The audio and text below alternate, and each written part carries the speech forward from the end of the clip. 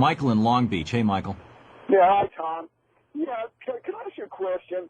Why is it that you always criticize Ronald Reagan for all the ills that are happening today when isn't there any other president, in your opinion, that has been this detrimental to our society? Yeah, Calvin Coolidge. Coolidge. What about Jimmy Carter?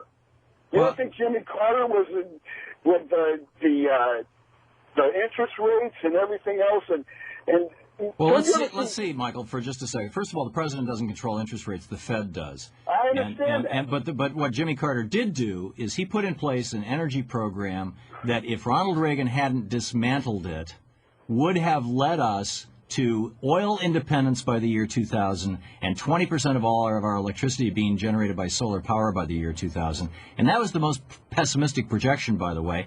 And the Congressional Budget Office about 2 years ago went back and reanalyzed Carter's programs and said, in fact, the outcome would have even been better had Reagan not dismantled those programs. The reason, Michael, I criticize Reagan, but let me say, as a caveat, that George Herbert Walker Bush, Bill Clinton, and George W. Bush all followed in Reagan's tradition and all did the same things essentially, to a large extent. Is there any good that Reagan? But the is there any good that Reagan has done for this country? Not that I can think of, no. You don't think he had his nickname, the Great Communicator, the way he brought the Russians down to the wall, and don't you think that he's hasn't given his just due as the person who united this country when Carter really divided it?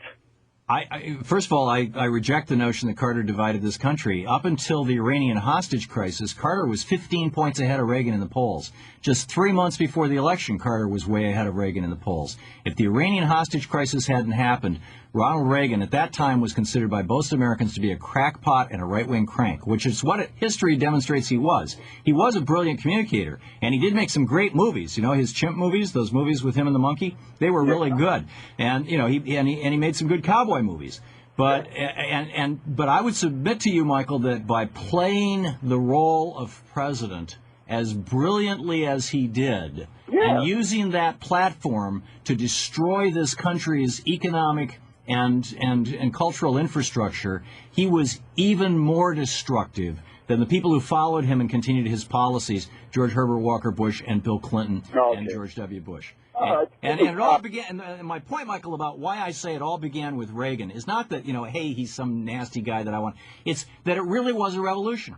Conservatives talk about the Reagan Revolution. Reagan's presidency really and truly was a revolution in the United States. It was a turning point. It was the end of the New Deal, and it was the beginning of a whole different type of politics in the United States, a whole different way of looking at things. It was the beginning of our moving from a we society to a me society. And we've been in that me society now for 30-some-odd years, and we are finding, hey, this doesn't work. It's destroying us. And the people who stayed in the we society, those countries of Northern Europe that I just named, they're doing really well, thank you very much.